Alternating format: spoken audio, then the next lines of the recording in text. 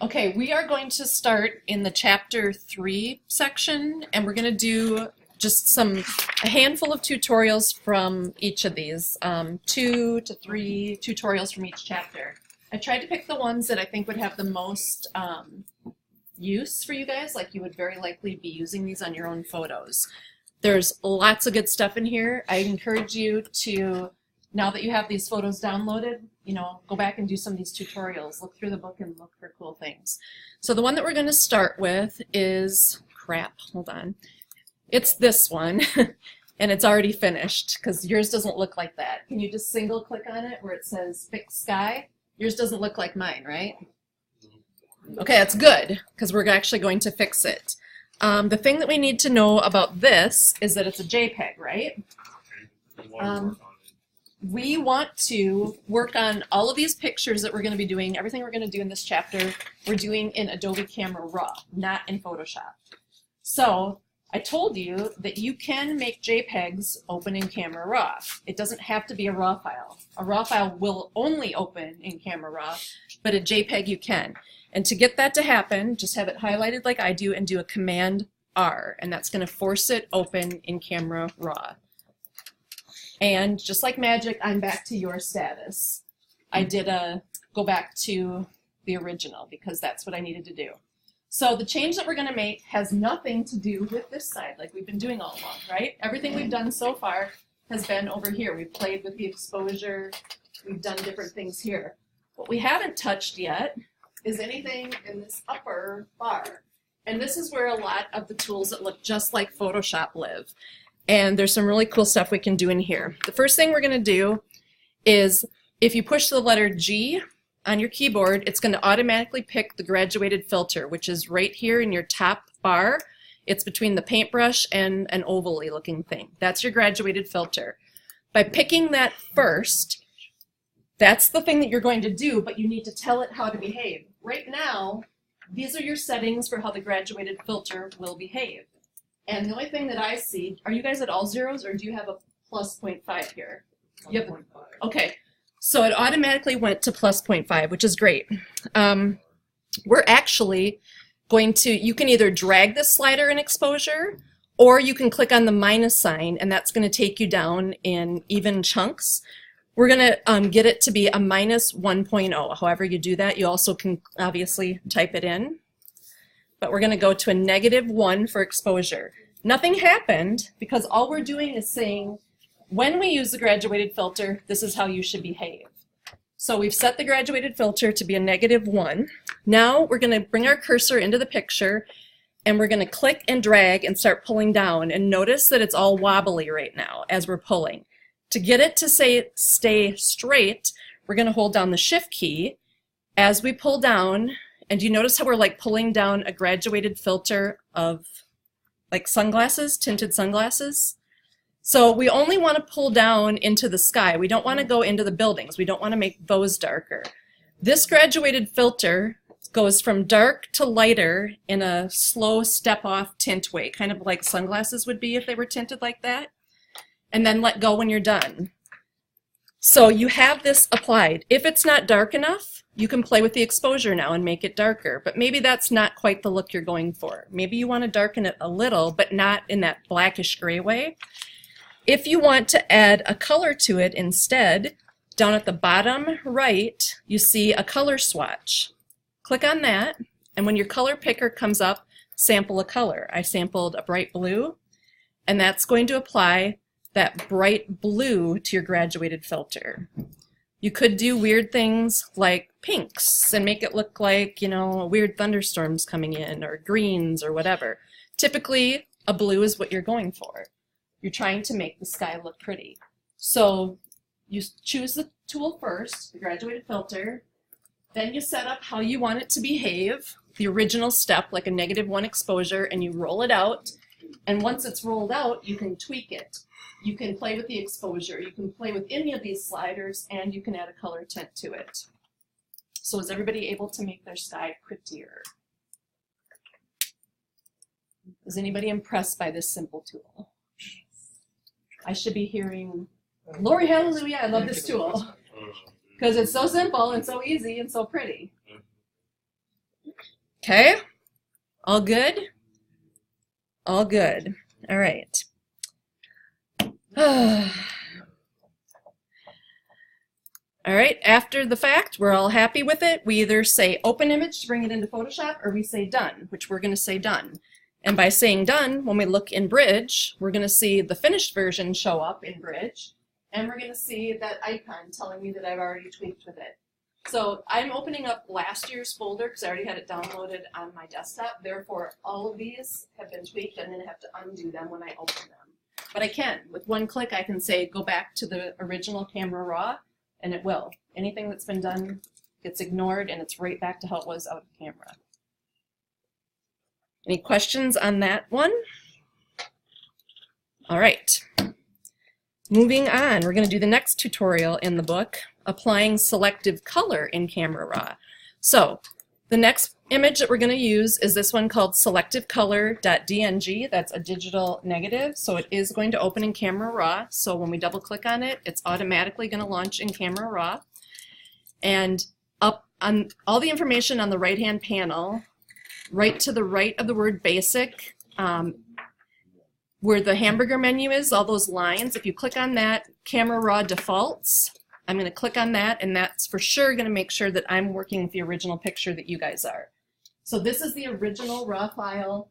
This is the way it came in as shot. This is it. So what we're going to do with this tutorial is we are going to make everything black and white except for her flowers. Do we know how to do this in Photoshop? Yep. What would we do? Masking. Probably hue saturation and mask everything but the flowers would be a way of doing it. We can do it in Camera Raw using a different tool, and it's actually the brush. So letter K is going to grab your brush up here, or you can go up and click on the adjustment brush, letter K.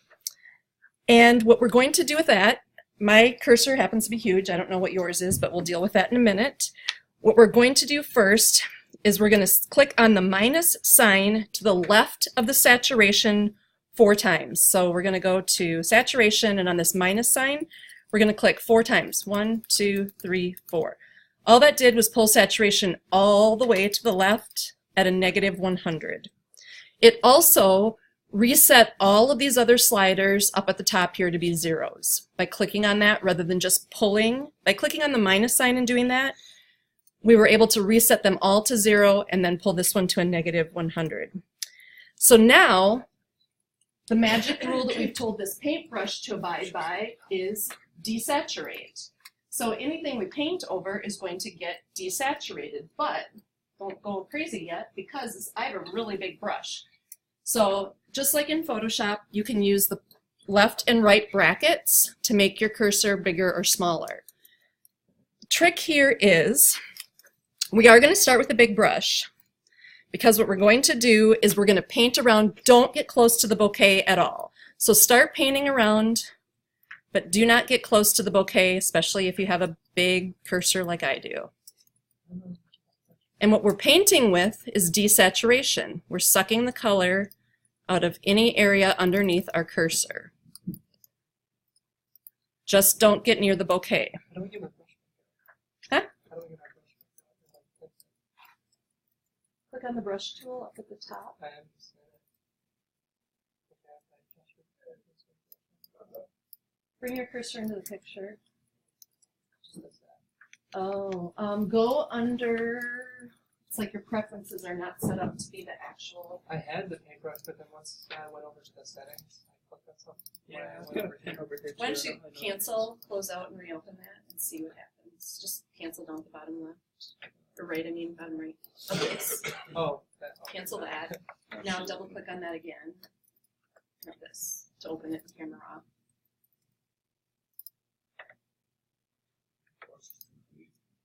Then make it smaller with the brackets. No, it's a DNG. It can't open in Photoshop. It has to open in Camera Raw. So stay in Bridge. It'll launch Camera Raw on top of Photoshop. Okay, now you're good. And then click 4 times on desaturation. Yes. Okay, then go ahead and paint around. It should work. Just avoid the flowers. Okay. So depending on the size of your brush, you've been able to paint with desaturation and get all around her. Now what we need to do is to make two things we need to do. Oh, and you know what? I failed to mention, when we did this first one with the big fat brush and we were just quickly driving around, we should have, at the very bottom of the right-hand tool panel, there's a little box down here that says mask. Was yours checked? No? Okay, good. We should have let it be not masked. And in that way, it's not being picky at all. It's just driving around and desaturating. Now what we're going to do is we're going to switch to a smaller cursor. So we're going to make it a lot smaller. And we are going to turn on the auto mask checkbox down here. Oh, this looks different than in years past. I'll be darned. Huh.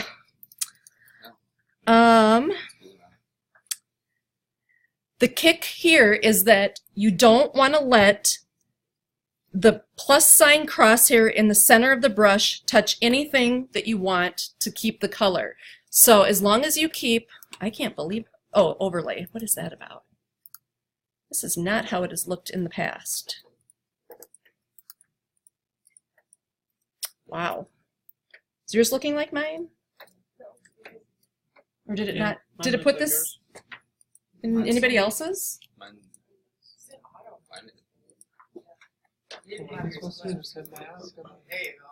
I know, but it's this. Huh?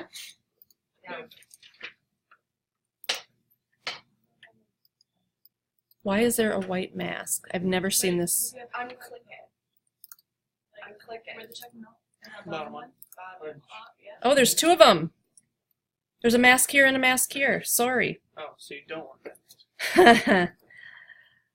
You actually do want this bottom one clicked. It is just behaving differently than it has in the past. So normally I wouldn't see all that white. The kicker, the big point here is that don't let that plus sign crosshair hit the flowers. As long as it stays out of the flowers, you can drive around with your brush and continue painting with the desaturate.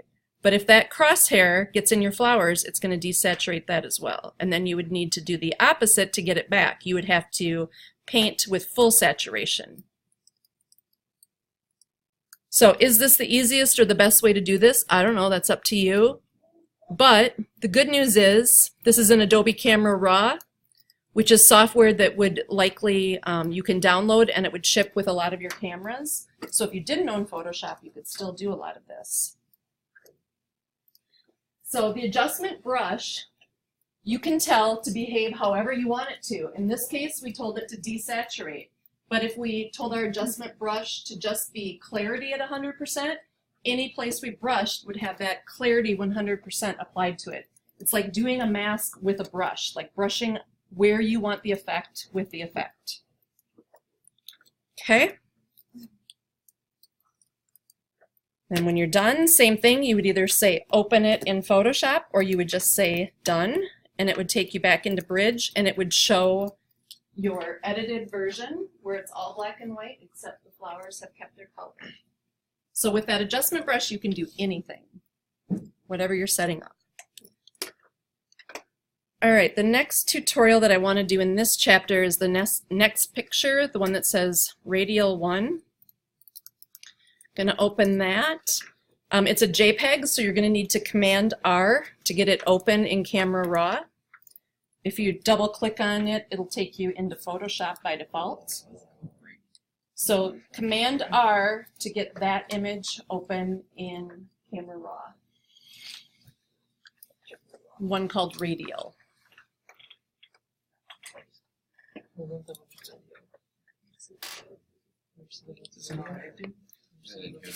All right, we are going to look at adding a vignette. And we haven't done this yet in Camera Raw. It's actually part of the HDR process. And normally I've shown you those tutorials first, but I'll show you vignetting yet today. So normally when you add a vignette, it makes the edges of the photo get dark and it kind of draws your attention in. You see that on a lot of portraits. It's very cool. So in this case, we're going to do kind of the opposite. We're going to light this the way that we want to. We're going to add like a spotlight, an oval vignette of light exactly where we want on this image. So what we're going to do is we're going to take the radial filter tool. Letter J gets it for you, and you can see up in your toolbar at the top, it's the one that just looks like the standing oval. And our goal here, we want to darken the outside of our oval. So everything on the outside of it we want to make darker. So what we're going to do is we're going to click the minus sign to the left of the exposure a couple of times so that it takes down our exposure. So minus, minus, get it down to a -1. That also resets everything else at zeros by clicking on that minus sign. All right. At the bottom of this panel, way down here, we see Effect, and it says outside or inside. So you're going to control, we told it to get darker. Do we want the outside of this oval to get darker or the inside of this oval to get darker? Outside. Outside, correct. So we're going to click on the outside if it's not already the one that's chosen right here. And then what we're going to do is we're going to click and drag on the tool in the basic direction that we want our oval. If we want to position it while we're dragging, we're going to hold our space bar, and that's going to allow us to move it. So we're going to drag out a basic oval in the shape that we want it, like this. Notice how the outside edges are darker. Remember that while you're clicking and dragging, holding the spacebar allows you to physically move it. Once you let go and you have your oval set up like this, we have a couple of options. We can rotate it by moving our cursor outside of this green overlay, and when we do that, we get our double-edged arrow, and then we can angle it. So we can angle it more in the shape of the engine. And we can take that red dot and we can move it. So we can keep our lighting where we want it. We could make it bigger, deeper. We can tweak on any one of these handles and pull around. If we want to darken it up even more, if our original guess of -1 isn't enough, we can go up to the exposure and we can keep clicking on the negative number. Or we can pull the slider. So a -1.75, somewhere in there, is a nice dark point that we might want to get to.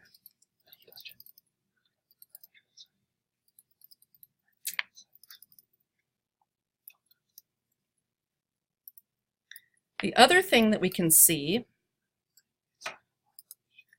when we click on this is the amount of feathering that we're giving it. Down at the bottom, above the outside or inside effect, there is a feather slider.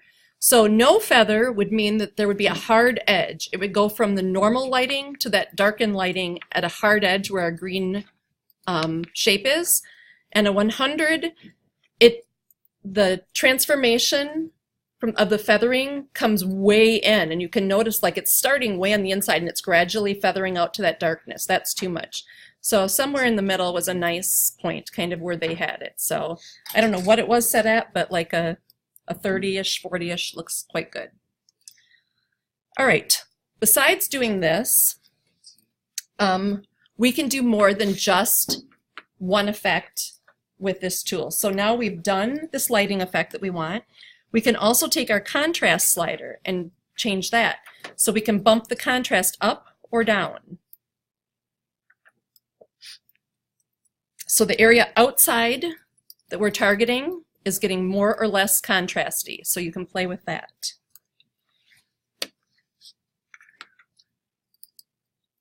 So that's how you can add a vignette and darken the outside edges of it. It's kind of like spotlighting. You could also switch to the inside of that and maybe tweak or make a second circle the same size, which I think we're going to do in the next tutorial. And you could affect the inside of it and maybe make the inside a little brighter, open up the shadows a little bit, or sharpen that, do something with that. So it's kind of like putting lights where you want them. Any questions on that one? Okay, let's just say done. So it goes back into bridge and stays like that. And we're going to do another experiment with the same tool. So we're going to open Radial 2 DNG. If yours is a DNG like mine, it's going to open in Camera Raw by default, because that's what it is. It's a raw file. Make this bigger. All right, we are going to relight this image using the radial filter. What's your opinion on this picture right now as is? It's red and orange. It's It's really orange. What else? Where's your eye go first? To the girl? Where does it go second? Probably that big pillar up front, right? Yeah, she's almost too far to the left. Yeah. It's awkward, right? And that those two big white pillars or whatever they are here on the right are really distracting from her. So Also, a face right there. Huh? It also looks like there's a face right there. It's like there's a guy off to the side. creepy. Okay, so what we're going to do is we're going to relight this so that our emphasis is on her, and we're going to make everything else darker.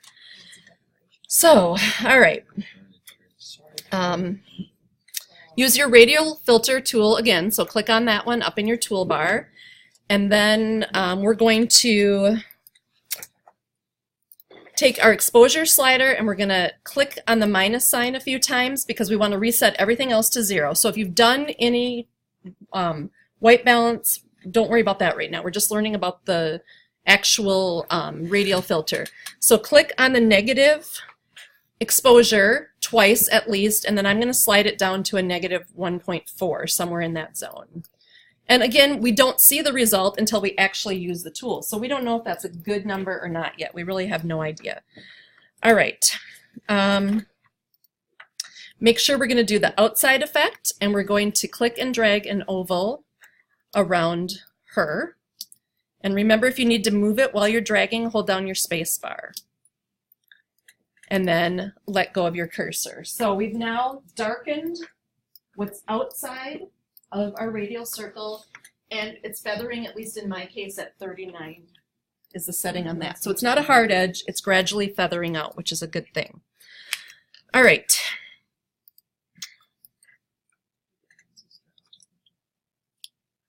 If you make one and you don't want it, if you need to remove an oval that you've created, either just click on it and hit the delete key, or move your cursor over the center point of the oval and press and hold Option, and your cursor is going to turn into a pair of scissors.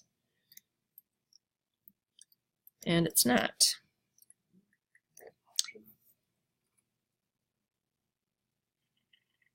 That clearly has changed. It's a lot, Scott. Yeah, the scissor tool isn't so important. Just hitting delete is pretty simple. Okay, now what we want to do is we want to add another oval. So we have to look over here at the top of this information bar on the right. Right now we're in the edit mode. We're the one that we have drawn. Everything here is affecting the one that we have already drawn, so it says edit. What we want to do is click on new. So we're going to make a brand new one. And from here, we're going to switch the effect to be inside, and we're going to highlight her bouquet. So we're going to click on the inside effect down here at the bottom, and we're going to brighten it. So we're going to take our exposure slider and bump it up to 1.10, and we'll see after we draw if that was a good number. And we're going to make an oval on her bouquet to brighten that up a little bit.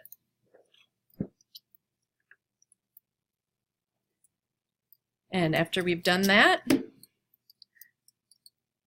there's some things in here that I want to show you. Do you guys see inside of your inside of this oval, the green dot is the middle, but then you have a white dot also? That is, now they're changing color. Oh, that's our original oval. I'm sorry, that's the original one. There used to be a way right inside here that you could pull around and make the feathering change, and it was a little dotted line on the inside showing how much feathering you were giving it, and you could pull on that rather than using the slider at the bottom. But I guess that's yet again changed. So we're going to make another exact copy of the oval that we just did with the bouquet to lighten her face as well. So rather than starting from scratch, we're going to duplicate this second oval. So we're going to press and hold Command Option. Hopefully this works. And when your cursor changes to two small arrows, click and drag on the center of your second oval. So we're going to take this, and it didn't, gosh darn it. I didn't do it either. Mine worked. Yours worked? Yeah, if you click on the center dot and hold it down as you drag it, Ah, there we go. it leaves another dot there. What? This is not quite behaving the way I would expect it to. If you didn't want to draw, if the oval that you made you didn't need it to be an exact duplicate of it, you can always just come over and hit new and draw out another oval, which I think is what I'm going to do because I'm not real happy with that one at all. Plus, I think I made an extra one of these. All right, I'm going to make a new one with a brightened exposure on her face myself. Not going to trust the powers that be here. So you can darken and lighten. If you don't like the oval you made, click on it to get it highlighted and just hit delete on your keyboard. Now we took away all the emphasis from the right side of this photo and we put the emphasis on her where it belongs. And in a perfect world, we'd probably crop this down because this is really quite distracting over here. Okay. So you can do some cool lighting techniques with your photos now. All right. Just say done to that one. And that's the handful of tutorials I wanted to walk through in that chapter. In chapter 4, I'm going to do 2 tutorials. So in Bridge, go to your chapter 4 folder. And the image that we're going to work with, so there is actually a setting in Photoshop, and the people that make Photoshop and all these updates that keep coming out every year, they're constantly tweaking things, and they come up with new algorithms to make cool things happen.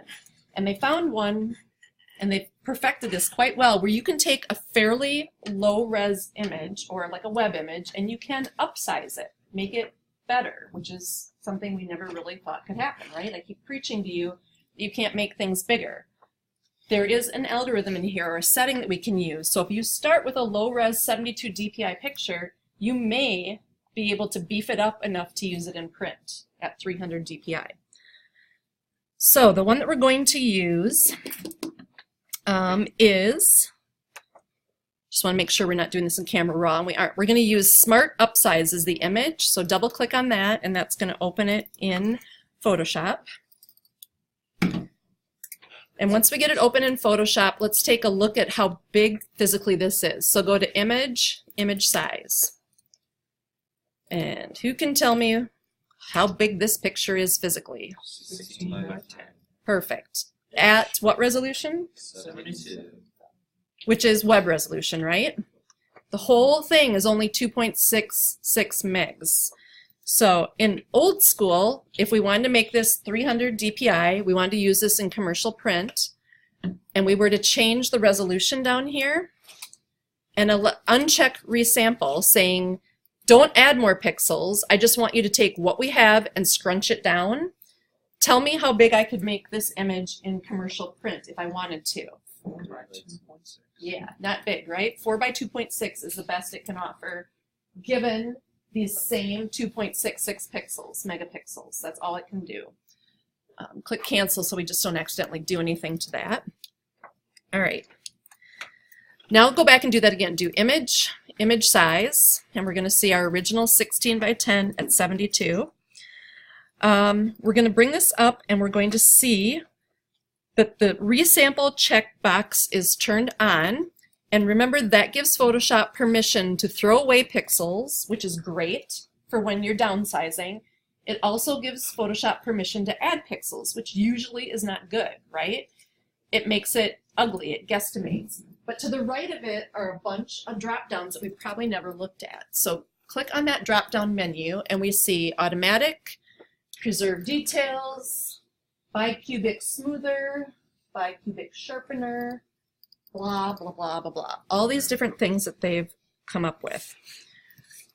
The one that we're going to choose is Preserve Details Enlargement. This one right here. When we do this, we also get a Reduce Noise slider right here.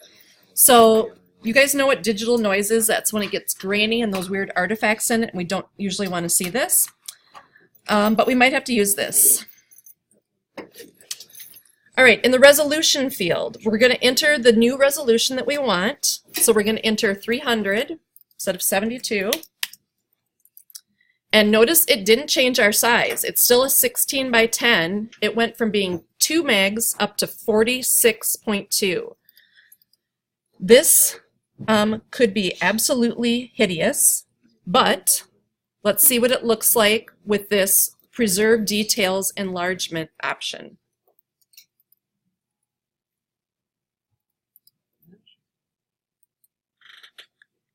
Not horrible. It doesn't look as pixelated as I think you would have expected, going from 3 pixels or 3 megabytes up to 46 megabytes. So there are those different options in the drop-down boxes that you may not have ever really given any thought to, and in some cases this would work. Would I ever take a 72 DPI image and make it be a 300 still at those same physical size? I don't think I would do that. But what if this is like a big poster signage that people are not up examining really closely? You're 10, 20 feet back looking at it all the time. This might work. This might be perfect for that version of output. All right, let's close that one down. You can not save it or whatever you want to do.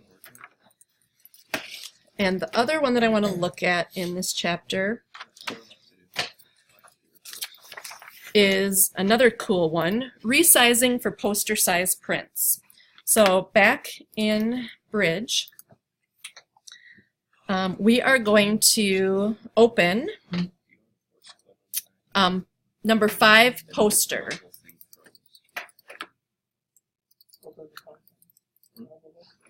Like, no, I can't move any. My computer just like froze. Hold on the power button on the monitor. Your mouse could be dead. That would No, not. like everything literally froze. I was Oh. like, so just So did yours? Yeah, it just keeps saying it's loading. Oh, mine's like completely just frozen. So your keyboard won't work either. Keyboard wouldn't work. I was able to move my mouse for typing 300, but then it just stopped. Plug in your keyboard and try doing a Command Option Escape on the keyboard Yeah, she was trying to earlier. with it plugged in. Yeah. Okay. Yeah, you're gonna have to power off and back. That's weird. Bye-bye. Okay, so open this image, race car number 5, or number 5 poster, sorry. It's a race car. And let's look at what we're dealing with to start under image size. We have an 8-inch by 5-inch, 240 dot per inch, which is a decent resolution. That would certainly print on your home printers quite well.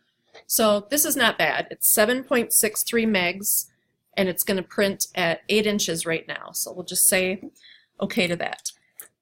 Every now and then, again, I would have never said that you could take this picture and make a poster out of it, a 2-foot by 3-foot poster. But there are some special settings that allow you to at least try it and see what it looks like.